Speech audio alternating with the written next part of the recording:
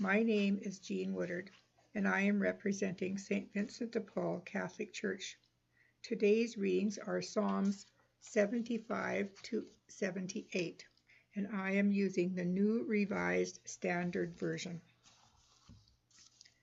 Psalm 75. We give thanks to you, O God, we give thanks. Your name is near. People tell of your wondrous deeds. At the set time that I appoint, I will judge with equity. When the earth totters with all its inhabitants, it is I who keep its pillars steady.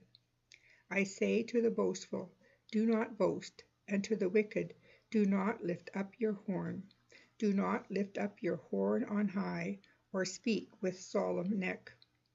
For not from the east or from the west, nor from the wilderness comes lifting up, but it is God who executes judgment, putting down one and lifting up another. For in the hand of the Lord there is a cup, with floating wine well mixed. He will pour a draught from it, and all the wicked of the earth shall drain it down to the dregs.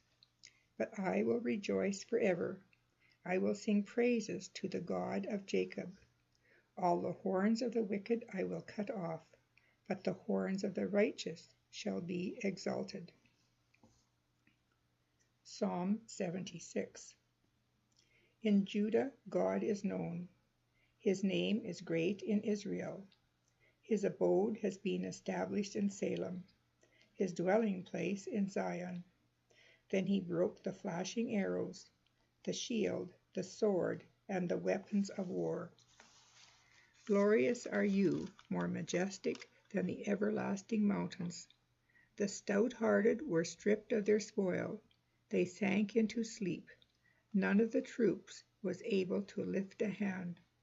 At your rebuke, O God of Jacob, both rider and horse lay stunned. But you indeed are awesome. Who can stand before you when once your anger is roused? From the heavens you utter judgment. The earth feared and was still. When God rose up to establish judgment, to save all the oppressed on earth. Human wrath serves only to praise you. When you bind the last bit of your wrath around you, make vows to the Lord your God and perform them.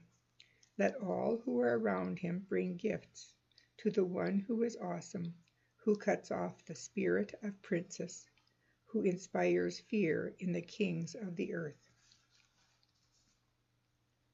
Psalm 77. I cry aloud to the Lord, aloud to God, that he may hear me. In the day of my trouble I seek the Lord. In the night my hand is stretched out without wearying. My soul refuses to be comforted. I think of God and I moan. I meditate and my spirit faints. You keep my eyelids from closing. I am so troubled that I cannot speak. I consider the days of old and remember the years of long ago. I commune with my heart in the night. I meditate and search my spirit. Will the Lord spurn forever and never again be favorable? Has his steadfast love ceased forever? Are his promises at the end for all time? Has God forgotten to be gracious? Has he in anger shut up his compassion? And I say, it is my grief that the right hand of the Most High has changed.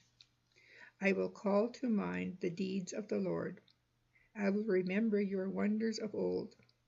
I will meditate on all your work and muse on your mighty deeds. Your way, O God, is holy. What God is so great as our God? You are the God who works wonders. You have displayed your might among the apostles. With your strong arm you redeemed your people, the descendants of Jacob and Joseph. When the waters saw you, O God, when the waters saw you, they were afraid. The very deep trembled. The cloud poured out water, the skies thundered, your arrows flashed on every side. The crash of your thunder was in the whirlwind. Your lightnings lit up the world. The earth trembled and shook. Your way was through the sea, your path through the mighty waters. Yet your footprints were unseen. You led your people like a flock by the hand of Moses and Aaron. Psalm 78. Give ear, O my people, to my teaching. Incline your ears to the words of my mouth. I will open my mouth in a parable. I will utter dark sayings from of old, things that we have heard and known, that our ancestors have told us. We will not hide from them, from their children. We will tell to the coming generation the glorious deeds of the Lord and his might, and the wonders that he has done. He established a decree in Jacob, and appointed a law in Israel, which he commanded for our ancestors to teach to their children, that the next generation might know him, the children yet unborn, and rise up and tell them to their children, so that they should set their hope in God, and not forget the works of God, but keep his commandments, and that they should not be like their ancestors, a stubborn and rebellious generation, a generation whose heart was not steadfast, whose spirit was not faithful to God. The Ephraimites, armed with the bow, turned back on the day of battle. They did not keep God's covenant, but refused to walk according to his law. They forgot what he had done, and the miracles that he had shown them. In the sight of their ancestors he worked marvels, in the land of Egypt, in the fields of Zoan. He divided the sea and let them pass through it, and made the water stand like a heap. In the daytime he led them with a cloud, and all night long with a fiery light. He split the rocks open in the wilderness, and gave them drink abundantly as from the deep. He made streams come out of the rock, and caused waters to flow down like rivers. Yet they sinned still more against him, rebelling against the Most High in the desert. They tested God in their heart, by demanding the food they craved. They spoke against God, saying, "Can God spread a table in the wilderness?" Even though he struck the rock so the water gushed out, and torrents overflowed, can he also give bread or provide meat for his people? Therefore, when the Lord heard he was full of rage, a fire was kindled against Jacob. His anger mounted against Israel, because they had no faith in God, and did not trust his saving power. Yet he commanded the skies above, and opened the doors of heaven.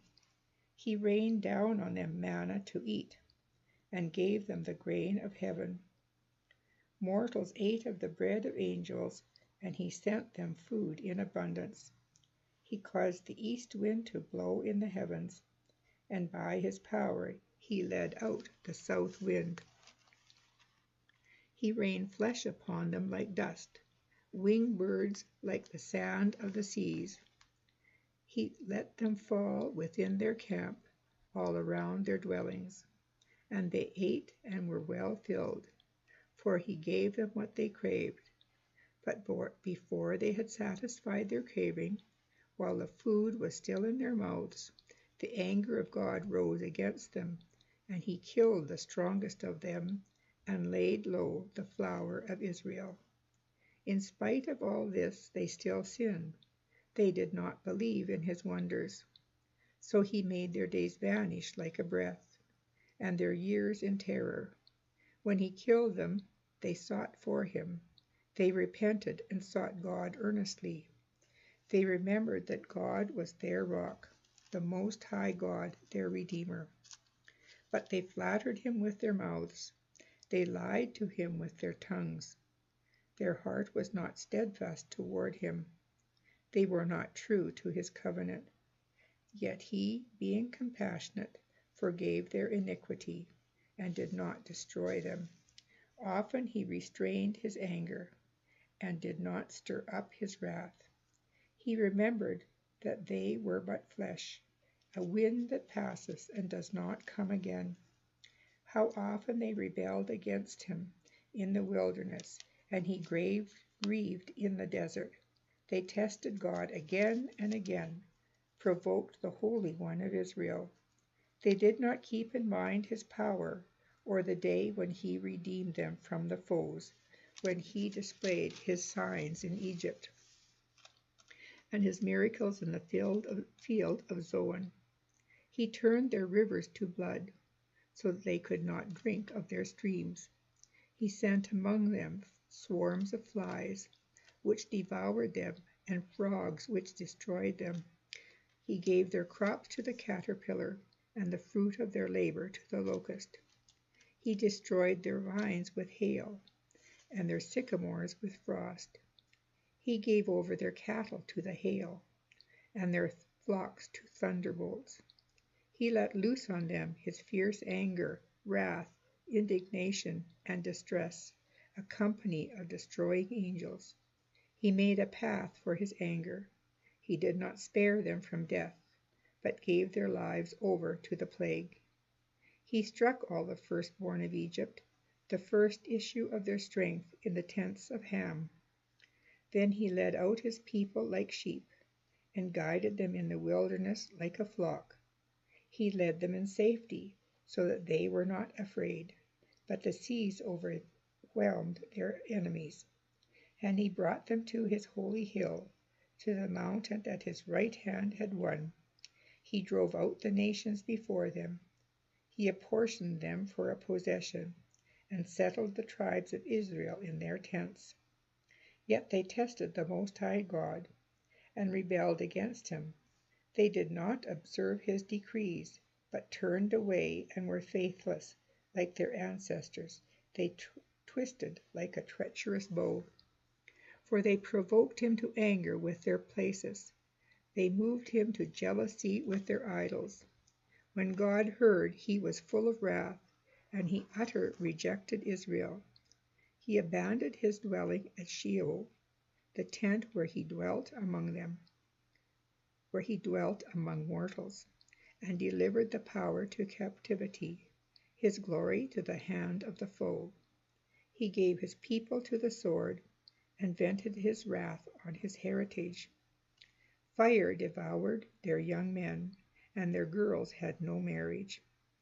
Their priests fell by the sword, and their widows made no lamentation. Then the Lord awoke as from sleep, like a warrior shouting because of wine. He put his ancestors to rout.